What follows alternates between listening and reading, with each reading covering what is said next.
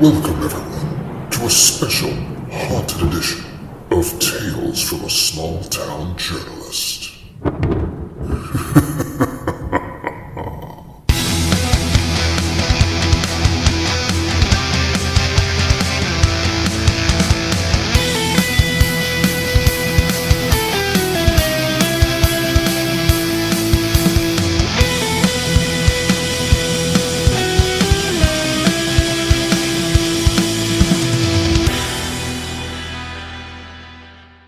Hi, guys. Thanks for checking out this special spooky edition of Tales from a Small Town Journalist, the podcast dedicated to all the weird and mysterious stories you are only going to hear about from reporters working in small communities. Small communities just like yours. I'm Matt Shore, and I was a small town journalist for almost 10 years before I finally hung up my camera and my notepad. And in that time, I had my own strange and creepy experiences dealing with the public. And I got to know other reporters who also had strange and creepy experiences dealing with the public. Before I go any further, I do want to make sure and mention that this is a listener-supported podcast, supported by frightening folks just like you. There are a few great ways that you could show us some support. First off, you could check out some of our merchandise. Just go to my website, www.mattshore.net, and check out the bookstore and see if there's any books that you'd like to pick up over there. Another great way to show some support would be to just spread the word about us. Tell a friend, tell a loved one, tell a ghoulish ghoul down the street that they need to check out this spooky podcast and all the great stories that reporters have about their lives. Use social media, Facebook, Twitter, Instagram, whatever sort of things you have at your disposal. Just put the word out and let people know about us. And speaking of letting people know about us, another fantastic way to show some support, wherever you get your podcast, go and leave us a kind review. Leave us 5 stars. Put some good comments about us. It boosts the algorithm and it makes us more visible. And of course, if you're watching this on YouTube, like, comment, and subscribe. This episode, we're speaking with Shawn Morrissey from the Dark Side of Seoul Ghost Walk. Shawn is a tour guide over across the world, so this is an international edition of Tales from a Small Town Journalist. We pulled some strings together to connect across the continents and the globe, across the oceans, to bring some really good, spooky, and interesting tales from the other side of the world to you guys. Shawn is a folklorist and an avid fan of legends, myths, and of course, ghost stories. He's going to be telling us about all of those. We're going to talk about all of that, how they shape our past, how they're still shaping our present, and how they're probably going to continue shaping our future. It's a great talk, and we have a few spooky stories to share. So, without further ado, let's hop across the globe and speak with Shawn Morrissey.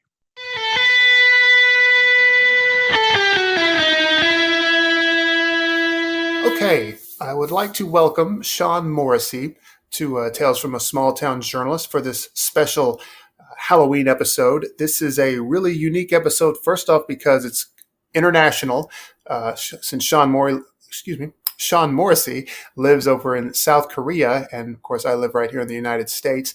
But there's also some time travel going on here because Shawn is a day ahead of me, putting him in the future, while I toil away here in the present.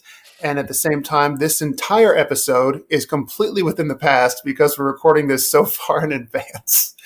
But this is something really cool for me because I really do get into folklore and legends, particularly ghost stories, which this time of year it's the perfect time to talk about them. So I wanted to talk to Shawn, who specializes in this. He is, the exact term, I believe, was heritage interpreter, also known as a tour guide, but I'm going to let Shawn explain all that. I have rambled on enough. So, Shawn, thanks for joining me. Thanks, Matt. Thanks for having me. Yeah. So just maybe the comment on heritage interpreter, because, a lot of people don't really know the term itself. It's just an industry term within heritage studies that indicates a professional who focuses on heritage sites and uses storytelling techniques to connect the people who are on a tour with the heritage sites that they're observing. So you try to draw a connection through storytelling and other methods of linking people with things that they're seeing on tours. That's essentially what it is. But a more common term, tour guide, is fine. I just want to make sure that we were accurate. Yes, no, that's purely fine. Yeah. Mhm. I went on a similar tour like that in Salem, Massachusetts, which Mhm. I'm sure everybody is familiar with the legends of Salem. There's so many really fantastic legends and ghost stories that center around that.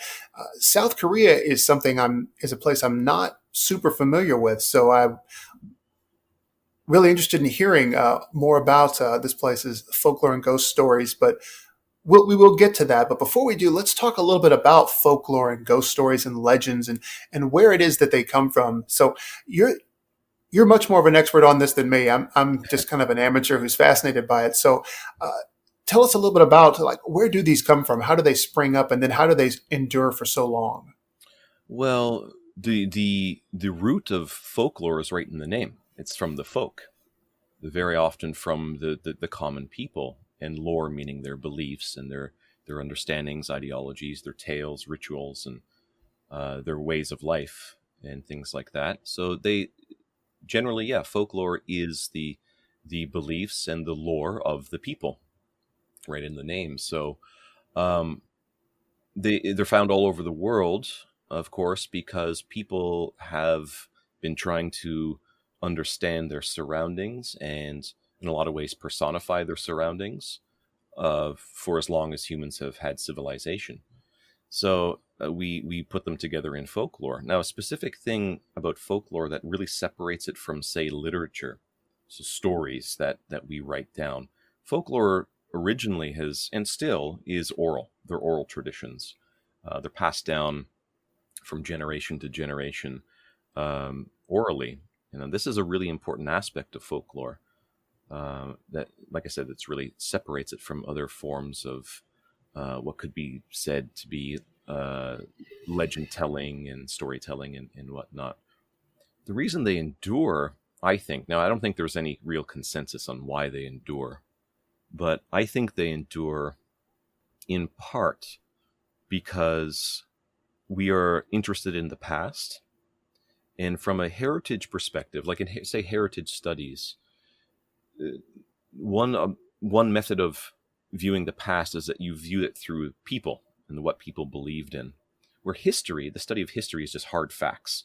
This happened on this date. It happened for this reason. Such and such died because of this. Um, Folklore is a little bit different. It says and informs us about what people believed and how they lived their lives. So there is an historic aspect to it, but more directly a heritage aspect to it. And folklore itself um, continues to endure because we're interested in those ideas of the past. Now, part of the issue could be not really an issue, but one unfortunate part could be is that a lot of folklore just eventually dies off. It goes away. But it remains with us because it moves from being an oral tradition to a literary tradition. It starts to get written down. And we can see this with the start of folklore studies, as when folklore started to become an academic field, starting with, say, like the Brothers Grimm. They took folk tales and then they wrote them down, and um, then that started the movement towards fairy tales and fairy tales as a literary genre. So a lot of the older tales and beliefs no longer exist in an honest sense where people believe in them, but they exist because they've been written down. They stop being oral. So that's basically why the older traditions and stories have continued to endure, because we can read and write. Basically, that's it. So, That brings up something I'm kind of curious about when I was thinking about folklore before we connected for this. Has the advent of technology, in addition to learning how to read and write and to kind of really cement stories kind of in stone, so to speak, especially at the beginning. But now, since we have so many different ways to communicate and share technology, has that impacted folklore, the perception of folklore, just in any way? oh, absolutely, yeah. And you can see this in things like the what's that website where people uh, people can put scary pasta. Is it scary pasta? Spooky pasta? I think I know what you're talking about. Yeah, Creepy creepy pasta. pasta. That's it. Yeah, Yes. yeah. So as being a site where people can upload stories, a lot of the stories that were very likely uploaded there first uh, turned into urban legends, contemporary legend. And the biggest example is the Slender Man. I was just thinking of that one. Yeah, yeah. So that very likely started as a creepy pasta, and um, people started to Photoshop photo pictures of their town park where kids are on swings and stuff, and then in the background, peeking behind a tree, is the Slender Man. So all that is using technology, and that's been the case all throughout history, where urban legends, like I said, were oral tradition. Sorry, folklore, folk tales were oral tales. But yeah, then they eventually moved in the 19th century. They moved towards literature, and then yeah, now with technology, definitely. And but unfortunately, with the advent of technology, a lot of these urban legends have become a little bit violent. Um, the Slender Man case in particular has had at least one or two cases of children, young people, um, uh, carrying out crime. You may recall, I can't quite remember the exact area, but in somewhere in the U.S., two teenage girls coaxed one of their friends, not really a friend, I guess, considering what they did to her. They coaxed her into the woods one day, and they stabbed her repeatedly, uh, dozens of times. And when they were apprehended, they were asked, why did you do it? And they said they had to do it for the Slender Man. I do So remember that story. yeah, now fortunately the girl survived. She wasn't killed. So yeah, that's an example, kind of what's called ostension, where the carrying out of a belief might be because you believe in carrying out of an action might be because you believe in the result, and the result might be related to folklore or contemporary legend like Slenderman. And so yeah, technology has definitely impacted our our modern folklore, which is contemporary legend. It's kind of interesting. You would think, I know in the early advent of things like social media, Twitter, and different ways of instantaneously uh, communicating information via, text based ways.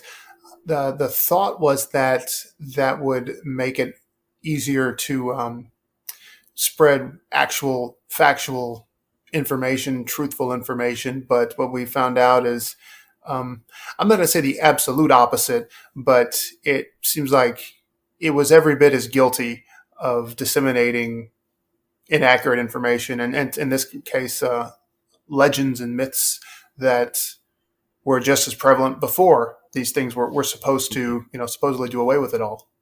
Yeah, that's a good point. Yeah, definitely. With social media, things can spread. A good example of that in more recent times. Now, by the time this episode is released, it'll have been last year. Um, excuse me. Was the Momo? There was this. Yes, I remember Momo. Yeah.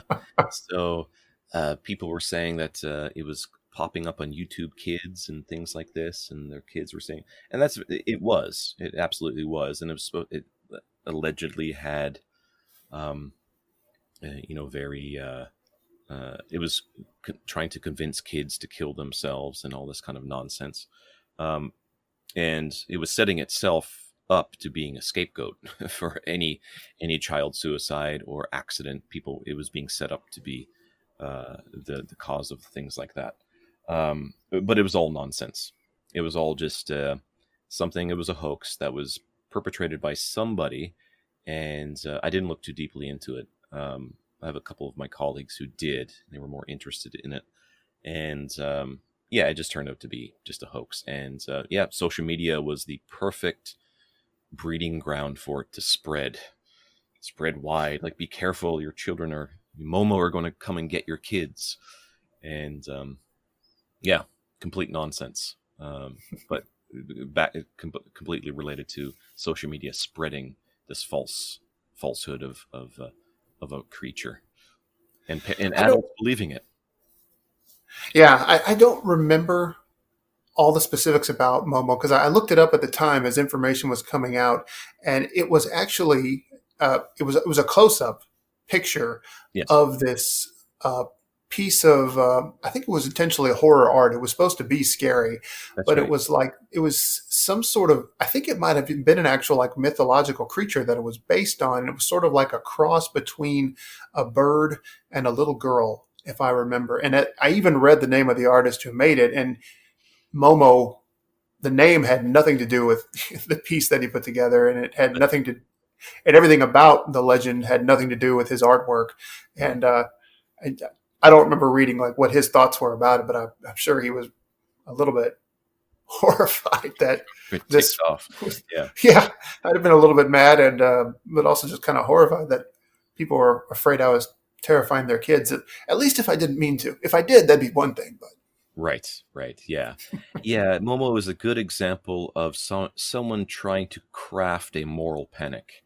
That's exactly what it was. It was a crafted or an attempt at crafted moral panic.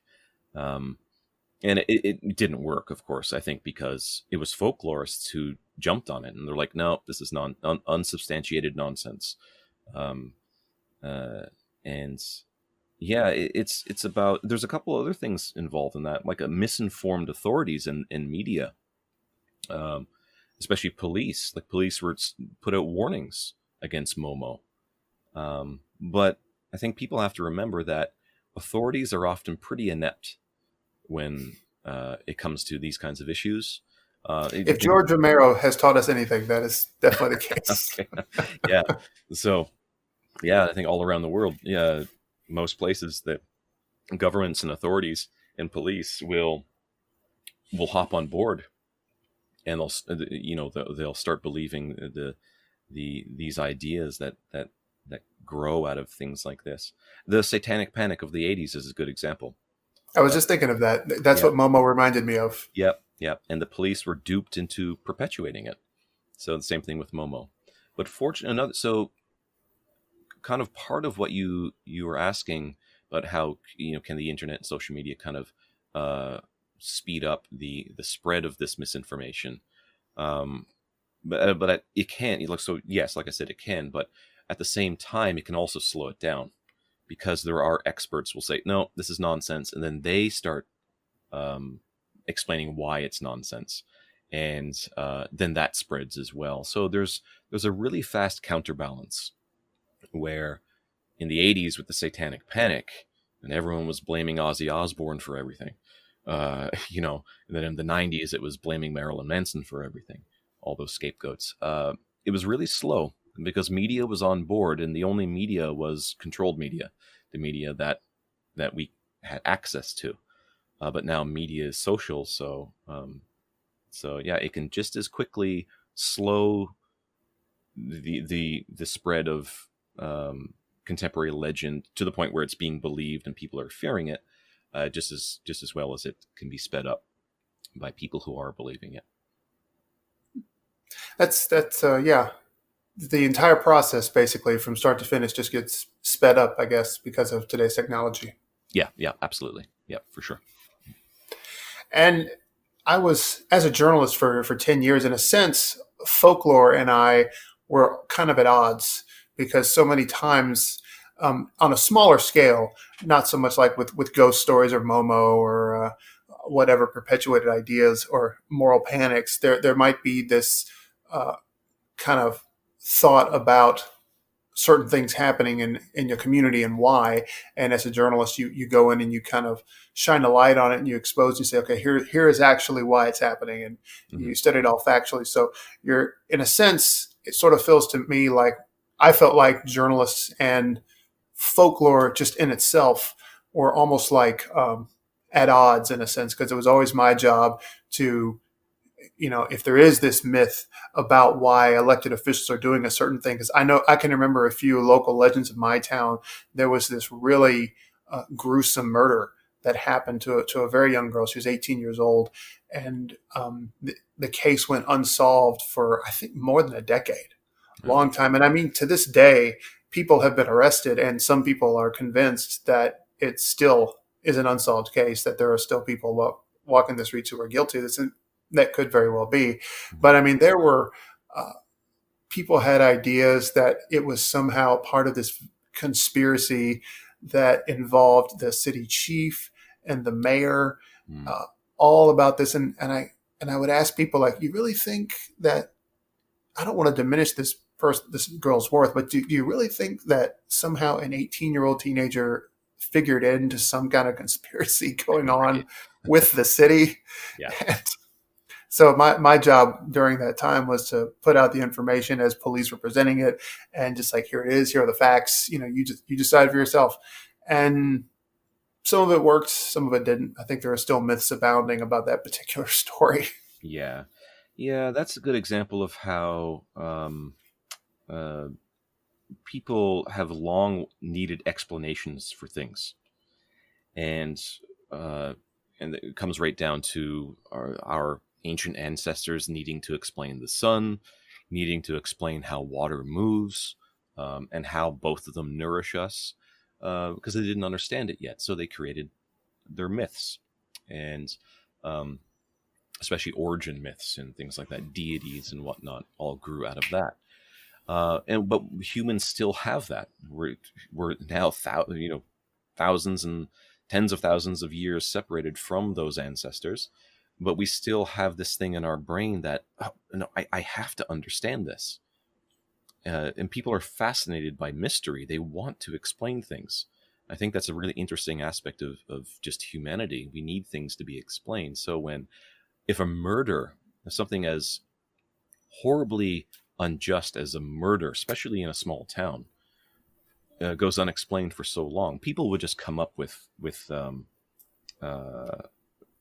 explanations, and they're often just not the explanations that people want, or the explanations that are true. They're not related to the truth at all. So what you just said kind of reminded me of a case that happened in Canada in the 1960s. I can't remember exactly. It's towards the mid to late 1960s. There was a young nurse who was killed, and she was found in a snowbank. And it was in a small town area, and people wanted an explanation. So the cops were dumbfounded. They had no idea who the murderer was, and people were demanding an explanation. So the cops were like, okay, this 16-year-old kid named David Milgaard did it. And they arrested him, and they put him in jail.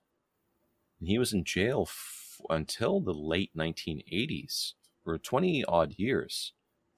And then finally, it was all kind of a conspiracy, because the cops just didn't know the answer, and they feared the pushback from the public, demanding an explanation, demanding to know who it was. And this guy David Milgaard was only 16 when he was arrested. So he spent the first half, the most important years of people's lives, their mid to late teens and their 20s, and in jail, and he was completely innocent. So I had not heard that one. Yeah. So the nurse's name was Gail Miller. In the Canadian rock band, the Tragically Hip, the Beatles of Canada, the most important band to Canadians, really had their finger on the zeitgeist of Canadiana in the 1990s. They wrote a song called Wheat Kings, which is about the story of David Milgaard being innocent, and then the murder is still unsolved. Wow. I think it is. I'm pretty sure it's still unsolved. But anyway, all the stories behind what people know of the case would have continued to be unknown. David Milgaard would be unknown if it wasn't for this song from the Tragically Hip. So, yeah, it's awful. Yeah, and I think demanding an explanation and mysteries, what you touched on there, is a big part of like the modern folklore, I guess, is conspiracy theories. So in this particular case, from my hometown, the girl murdered. Her name was Jessica Curran, and all of these sprung up, I think, in a sense, because first off, like it went so long that it was unsolved, and people, I think, they just couldn't accept that a young girl could be murdered and nothing be done about it, and it was there was nothing behind it. It was just one random act of violence from some unfortunate, horrible individual, obviously, to do such a thing to this girl. Right. But that it could just be something so simple and random and arbitrary, rather than like a full-on a bunch of factors coming together, and like on a grander scale, like the same thing I think happened with John F. Kennedy when he was assassinated. Like it's not enough. It's not satisfying that this one guy managed to stand in the right spot at the right time and assassinate the president. That can't be it. And throw the world in turmoil. There's got to be more to it. Right. And here, most recently in my life was 9/11. People couldn't accept that it was just this random act of violence by this group of terrorists. It had to be something bigger and deeper for so many people to die. People, that can't happen randomly, but unfortunately, arbitrary acts do happen. Yeah, for sure. Yeah, and then we'll always have the ability of humans to create legend and lore to step in and then try to explain things. And we've been doing it, like I said, as long as we've had civilization. Yep. Yeah. Definitely have. Yeah. Well, speaking of legends and lore, since this is your bread and butter, I definitely want to hear some standout Korean ghost stories and legends that you might have to tell, and anything that you tell people when you're touring the city of Seoul. Yeah. Well, of course. Well, first I'll say that I've been studying Korean heritage for 20 years. I've been living in Korea now for 20 years. And I'm one of the guides on the Dark Side of Seoul tour. And the focus of my particular version of that tour is on folk legends, folklore, myths, and just general stories and beliefs, and focusing on the darker aspect of those beliefs, or beliefs that relate to ghosts, ghost tales, and things like that. So there are a few stories. Now I think one of my, maybe as a folk tale, instead of maybe sharing a tale, I'll kind of link it to what we're just talking about, actually, something that's a little bit more modern, and how sometimes beliefs can shift to modern times. So there is a type of ghost that's long been within Korean folklore that in Korean is called gekgui. Now, translated, that can mean roughly a wayfaring ghost or a traveling ghost. Gui comes from the Chinese character that can be translated as ghost. So hongui and things like that, the spirit of humans. Or kuishin is another way to say it. For the ingek can mean, in modern times, it can be used to mean kind of like a customer. But it means a traveler as well. So the traveling ghost, the gekgui. Koreans believed in times past that gekgui were the ghosts of people who died tragically while traveling. And they returned as these vengeful ghosts that hated the living. And they would then actively seek out human travelers. And when they found a traveler that they liked, they would attach themselves to the traveler. The traveler could return home, and then the gekgui would release itself, and it would then be in the home, where it would become a nuisance. It would become a torment. It would cause problems within the home. It was said to cause illness, and in some cases, it was said to cause death. So I started sharing this on the tour just about a year and a half ago, because after the tour, one tour, about a year and a half ago, a little bit more than a year and a half ago. There was a man traveling the world from Hawaii, and Korea was his last stop. And he joined the Dark Side of Seoul tour as one of the last things that he did. And he enjoyed the tour. He left. I think he was leaving Korea the next day or a couple days after. And he went back home to Hawaii. After about a week of being home, he sent us an email. Or sent me an email. And he said, are there any ghosts in Korean folk belief that can travel? And I responded and said, well, yes, there's the Gekwi. And then I explained it to him like I just did. And I asked him why. So he responded saying, in the week or so that he had been home, he had been from time to time seeing in his bathroom mirror, standing behind him, the image of a young woman. And every time he would turn around, there was no one there. And he said he believed she was Korean because, well, she had Korean features, facial features, and she was wearing what looked like to be a traditional Korean dress, which is called hanbok. And he said that, if that wasn't frightening enough, what was really frightening about her is that she was soaking wet. Now that rang some bells for me, because in a lot of the legends, the lore about the Gekwi, they're said to be people who died from drowning. So he asked, what should I do? And I said, well, first thing you should probably do is just get checked. Go get a health check. You've been traveling the world for 3-4 months. Make sure, you're healthy. It's not just jet lag. You may have got a bug somewhere in the countries you visited. Just make sure you're healthy. Get a health check. And I said, but barring that, if you continue to see what you believe is an apparition, and you do really think it's Korean, you should ideally seek out a Korean shaman. Now, Korean shamanism is the only endemic religion to Korea that's ancient. Every other religion, from Buddhism to Confucianism, Taoism, then later to Christianity, Judaism, and Islam, have all been introduced. The shamanism, which is an animistic religion, is the only religion that's actually from Korea, that's really, really old, and it's still being practiced today. So I said, these are the people who are the shamans, or the experts in the systems of belief regarding folkloric ghosts in Korea. So that's the kind of person you should get in touch with. And I told him, I said, you might have a hard time finding one in Hawaii, but you never know. There's a decent population of Koreans in Hawaii. You might find a few. So I said, I'll help you track one down. And that was the last I heard from him. He didn't respond to that email. I sent him 2 or 3 more emails just to see if he was okay, to see if he needed any help, and he didn't respond. So I have no idea what happened to him.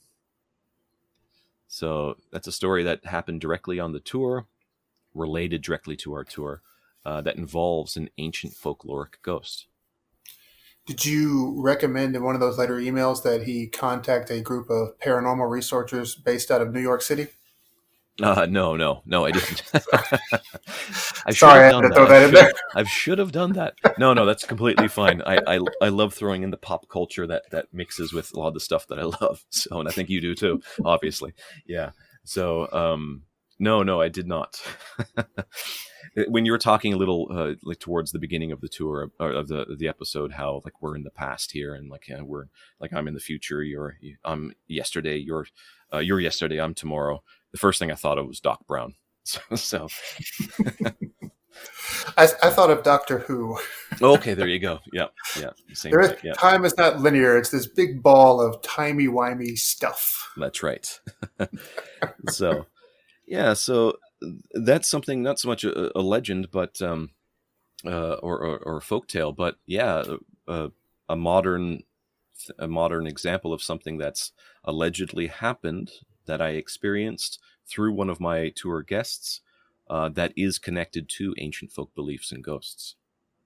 That's fascinating, though. I kid and I make a joke, but really, that sort of thing just absolutely fascinates me. I've talked to friends about doing some kind of a ghost hunt, in an allegedly haunted place. I would Hmm. so desperately want to go.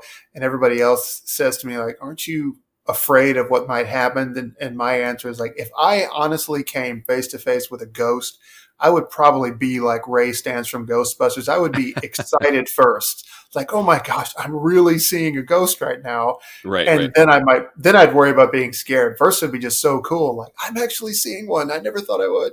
That's right. A But class 5 free roaming vapor. yes, very Right. good. Yeah. Deep cut there. You know your Yeah. references. So, get her, Ray. Get her, That yes. was your plan. Yeah. Um, but mm, but anyway, that's a great story though. mm.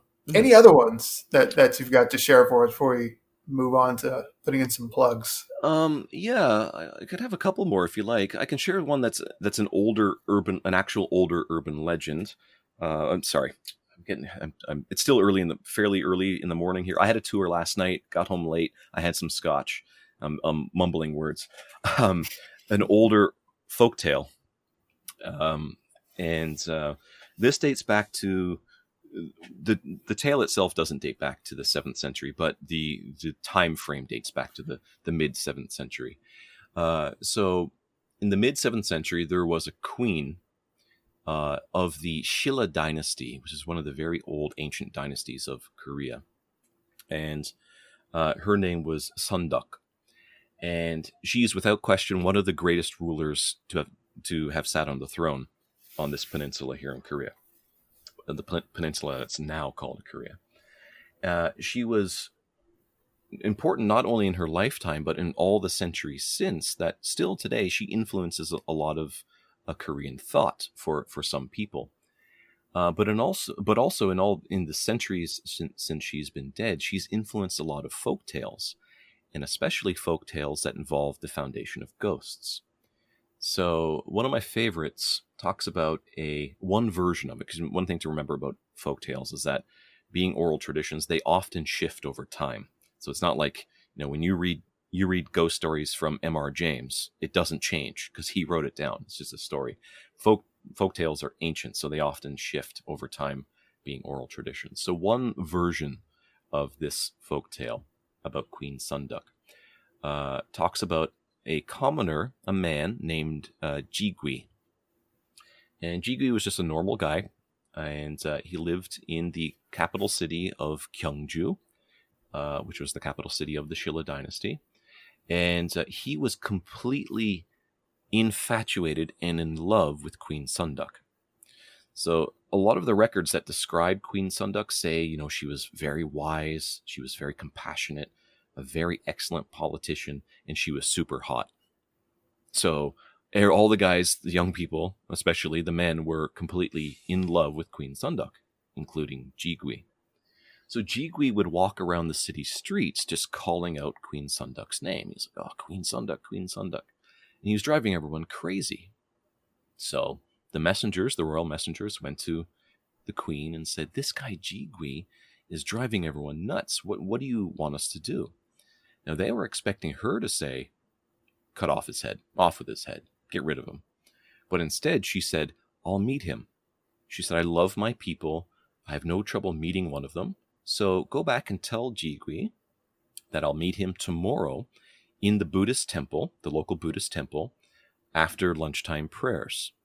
So the messengers went back and they told Jigui, he was he was elated, dancing on the moon, to have his one and only chance to meet the woman he loved, but had zero chance of ever being with. So the next morning, Jigui went to the Buddhist temple really early, long before the scheduled meeting time. Because he didn't want to miss her, But since he arrived so early, he ended up getting sleepy. He got tired, and he sat down under the temple's wooden pagoda, and he fell asleep. When Queen Sunduk finally arrived, she found Jigui sleeping under the pagoda. He looked so peaceful, she didn't want to wake him. So she took off her golden bracelet, she put it on his chest, and she left. When Jigui finally awoke, he found the golden bracelet, knew it was from the queen, and realized he missed his only opportunity to meet her. He was so angry with himself for falling asleep, so aggrieved that he set himself on fire. And as he was burning, dying this terrible, excruciating death, he was also transitioning into a ghost. And as the transition was complete, his body died and he became a ghost. The flames that were burning his body suddenly erupted, burnt down the wooden pagoda, then burnt down the entire Buddhist temple grounds. And then he became one of Korea's first Hwagui, which when translated into English literally means fire ghost. So that's an example of how certain people from Korea's past have informed or influenced a lot of Korean folk beliefs, folklore, including this one, which talks about kind of the origin story of one of the more interesting ghosts from folk belief in Korea. And that's the tale. Not sure how to follow that. That's boy, that's a dark one. Yeah. Man. Yeah. There are a few different versions. A lot of the formation of that story indicates he became a fire ghost because he was so angry. So fire representing rage. That's kind of the idea that of what's being said in that tale itself. But yeah, so you can see Hwagui in a lot of the shamanic traditions throughout Korea, and how the Hwagui are ghosts that can cause fires, and then there are still beliefs today held by some people, mostly in rural areas, where they kind of ward off fire ghosts. For example, by creating what in Korean is called a bujok, and bujok is a talisman. So they would take these talismans at home, make them out of paper and fold them, then write the Chinese character for water on them, and they'd hang them in certain areas around their house. And then these were believed to ward off fire spirits, so things like the Hwagui. And when Seoul became the capital city at the beginning of the Chosun dynasty in the 1390s, they built the southern city gate, which is called Sungnaemun, or a nickname for it, a long-standing nickname is Namdaemun, which literally means the southern great gate. They built it with its signboard vertically. All the other gates have their signboards, which with the name of the gate on them, horizontally. But they built the gate for the southern gate, Sungnaemun, vertically because it was believed that when those characters were seen in a vertical way, they represented fire. So south of Seoul, south of the city at that time, now it's part of the city itself, there's a mountain that's called Kwanaksan. And this mountain is very craggy, it's very sharp, and it looks like fire. So it's believed to be a fire mountain. So Koreans believe that the fire energy could come from this mountain, move north, and could be detrimental for the city. It could cause calamity, fires.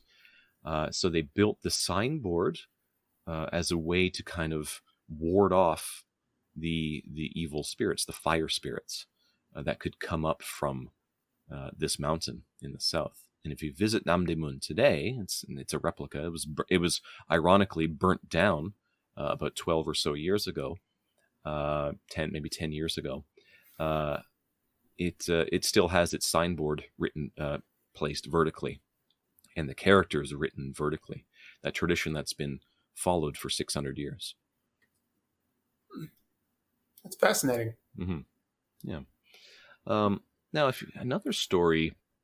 This is a good one. This is a bit more modern. So this does fit more within the realm of contemporary legend or urban legends. This probably dates back, the first telling of these, maybe around the 1980s, but I'm not entirely sure. Urban legends often have a foundation where that's not exactly clear. But towards the southern coast of Korea, there's a very large mountain called Jirisan. Very important mountain. It was Korea's first national park, designated in the late 1960s. And it's long been a very auspicious mountain for shamans and Buddhists. The idea being that if a fool enters this mountain, Jirisan, they can leave a wise person. But also, the mountain can be dangerous in the rain. So currently, when we're recording this, it's the monsoon season, and very heavy rains. There's been flooding in the southern part of the peninsula this past week. A few people have died. So the monsoons can be pretty rough here. And Jirisan is a particularly dangerous place in the monsoon season. Landslides are common, flash floods are common. So if you're in Jirisan in the rain, you have to be very, very careful. And I have been there in the rain. It is nasty. It's really sketchy. Several years ago, there was a group of university students, and they were hiking through Jirisan, and they were just on a hike together. And along the trail, they came to a public shelter, and they went into the shelter to rest. Now, this shelter is always open. No park ranger works there. It's just a place that's set up for people to take a rest, to kind of get out of the sun or the elements while they're hiking through the mountains. One of the young women decided that she didn't want to continue. She was feeling a little bit tired. She's like, I'm not really feeling it today. Everyone, you just go off, enjoy the hike without me. I'm going to stay here and rest. And when you're done, come back to the shelter and get me, and we'll go down the mountain together. And everyone asked her, are you sure? We can just go down now. She's like, no, just enjoy the hike. I'm fine. Now, her boyfriend was among the group, and he asked her, do you want me to wait with you? She's like, no, you love hiking. Just have a great time with our friends. I have a book. I'll be fine. Just have a great day. So they said, excellent. Okay, fine. We're going to go off. We'll see you soon. And off they went. About an hour went by. Her friends are not back yet, and it started to rain. And then she remembered that the mountain can be dangerous in the rain. But she didn't really worry too much about it because, well, it wasn't raining too hard. It was still daylight. And she figured her friends would be back soon. So she's like, it's fine. Another hour went by. Friends were still not back yet. And it started to rain quite a bit harder. And it was getting darker. And now she was starting to worry about her friends. Another hour went by. Friends are still not back. It's pouring rain. It's pitch black outside. And she's really worried about her friends. Then she heard very suddenly a very loud bang, bang, bang on the door of the shelter. And she could hear her friends calling out to her. So she jumps up and she opens the door, and her friends fall into the shelter. And they're all wet and they're cut, they're bleeding, they're muddy. And she tends to them to see if they're all okay. And then she realizes that her boyfriend isn't with them. And she says, oh my God, what happened? Where is he? One of her friends stands up very slowly, puts his hand on her shoulder, and he says, I'm really sorry. It started to rain really heavily. There was a landslide. And your boyfriend didn't make it. And she breaks down and she starts to cry, and her friends are then comforting her. And then they hear a very light tap, tap, tap on the shelter window. And they look up and they see the boyfriend looking at them through the window. Then he disappears. Then they hear a very slow bang, bang, bang on the shelter door. And they could hear the boyfriend calling out to the girlfriend. And she jumps up to open the door. Her friends grab her and pull her back. They say, what are you doing? Are you crazy? You should never, ever go to a ghost that calls out your name. In Korean folk belief, it was said, if you go to a ghost that beckons you, it's going to kill you. And she said, I don't care. He's my boyfriend and I love him. So she runs over. She opens the door, and a hand from the outside reaches in, grabs her, and pulls her outside. And it's her boyfriend. And he starts running down the mountain trail, violently yanking her behind him.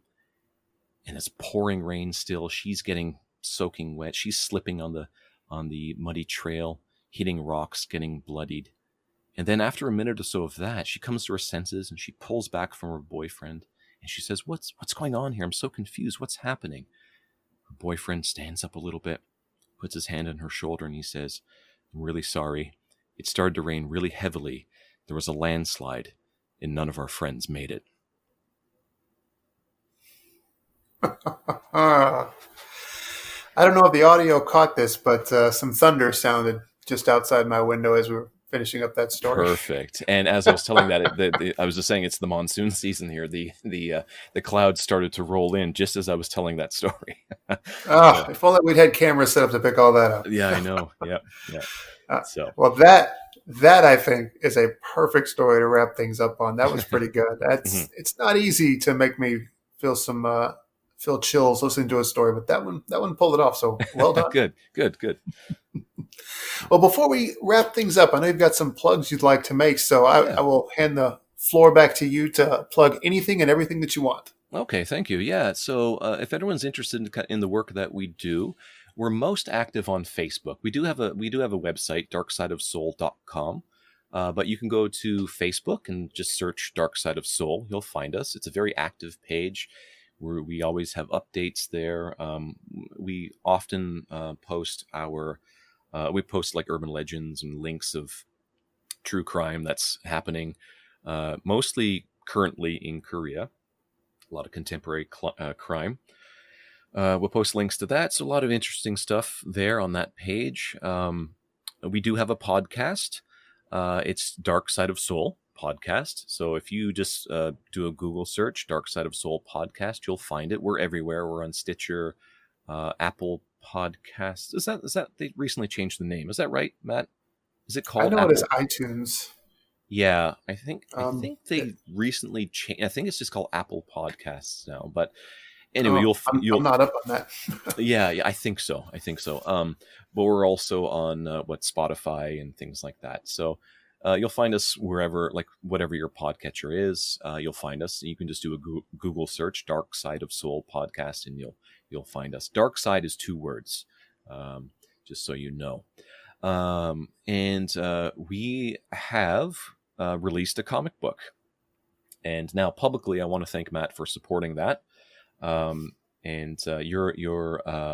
you've already gotten a PDF copy, and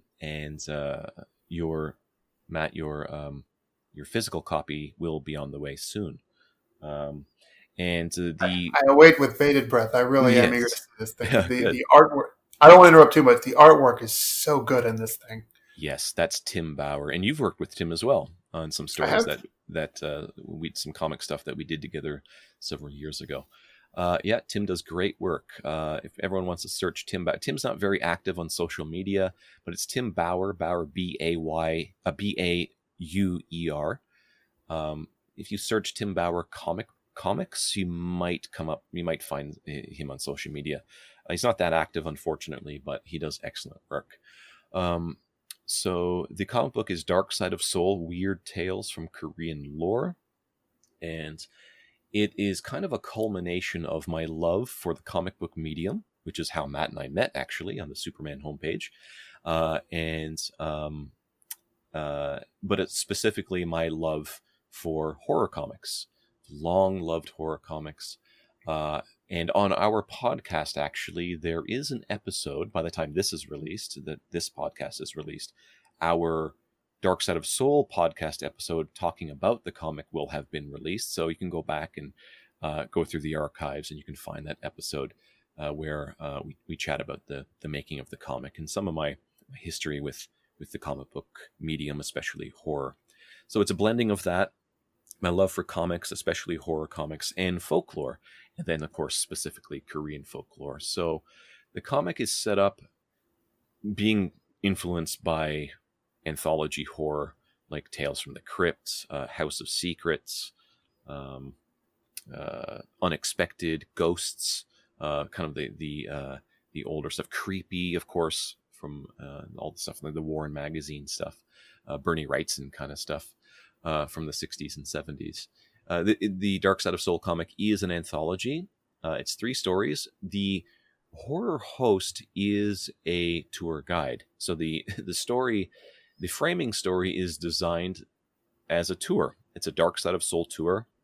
Several people join the tour. And as the guide shares the folk tales with the guests in the comic book, the reader sees them as a story.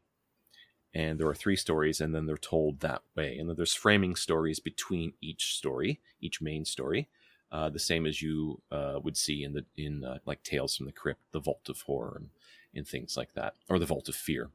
The Haunt of Fear and the Vault of Horror. So it's it's a labor of love for those two things: folk tales, especially Korean folk tales, and horror comics. So if you're interested in looking at the comic, maybe picking up a copy for yourself, digital or physical, check out our homepage, darksideofseoul.com. And what else? I think that might be. So I did the podcast. Oh, we're on Patreon. Yeah. Oh, I better say that. The company will be like, oh, you didn't mention the Patreon. We are on Patreon, Patreon Dark Side of Soul. Or I guess it's Dark Side of Soul, or patreon.com/Dark Side of Soul. Or if you just search Patreon, you'll find us. We release the podcast episodes first for our patrons. The podcast episodes on the Patreon are unedited, so there's a lot of rambling going on. A lot of it's pretty funny between me and the host, Joe McPherson, and my co-host, Joe McPherson.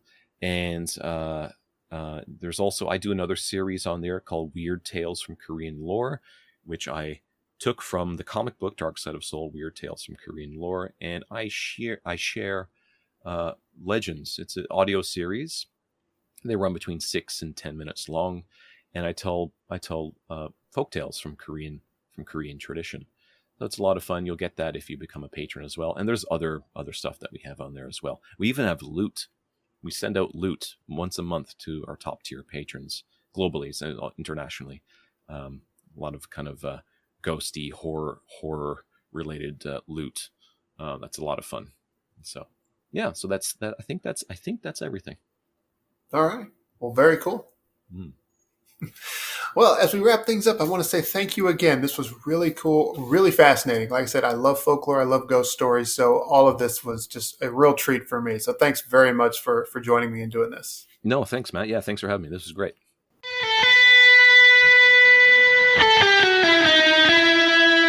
Thanks, Shawn. Thanks for taking the time to speak with me. Took a bit of schedule coordinating to make that happen, but we did it. We made it work, and I really appreciate you taking the time to make that happen. Those are some great stories that you had to tell, especially the ghost stories, and some really good insights about folklore and legends and how they still impact today, how they still exist today. Today's version of folklore seems to be conspiracy theories. It's sort of like the last modern version, I guess, that we have of those things. And one big thing that's spawning so many conspiracy theories right now is this pandemic. There are so many outrageous theories out there, and just pretty much all of them are wrong. I mean, Bill Gates is not at the heart of the COVID-19 pandemic. It has nothing to do with some sort of deep state plot. It is not any sort of international form of biological warfare. It is just a virus that broke out of a market across the ocean. That's it. And it's difficult to accept that the world could be brought to its knees by such an act of random chance. But, well, here we are. And the way to get past it is not going to be to try to find all these crazy theories. It's going to be to work with health professionals, work with each other, and just stay safe, look out for one another. That's the way to do it. People are stressing this already, so me saying this is nothing new, but for whatever my humble voice is worth, take care of each other, watch out for each other, stay safe, stay healthy. Because selfishly, we are entering what I consider the greatest season of all the year. And that is, of course, Halloween. If you haven't already, please be sure to subscribe to the official Shore Manor channel on YouTube and keep an eye out for our annual Halloween decoration walkthrough. Amanda and I are what you might call extreme home haunters. And we like to show off our spooky yard to anyone who's interested. We'll do daytime walkthroughs and nighttime walkthroughs, so be sure to hit the like button for those videos. And you can find it by going to tinyurl.com/Shore Manor YouTube. Speaking of plugs, if you want to find out more about this show and my other projects, check out my website, www.mattshore.net, and check out the podcast tab. You'll find this episode, past episodes, and links to subscribe wherever you get your podcasts. You can also find full episodes with video on YouTube by visiting tinyurl.com/Shore Manor YouTube. We have complete episodes there, not to mention other content, including, like I said, the annual walkthrough for our Halloween decorations. Once again, because it's so important, that is tinyurl.com/Shore Manor YouTube. And if you're on Twitter, please be sure to follow this show's official Twitter account at Journalist Tales. You'll get announcements about upcoming shows, clips, and more. But if you're a bit more old school, you can also connect with us on Facebook at facebook.com/Shore Manor.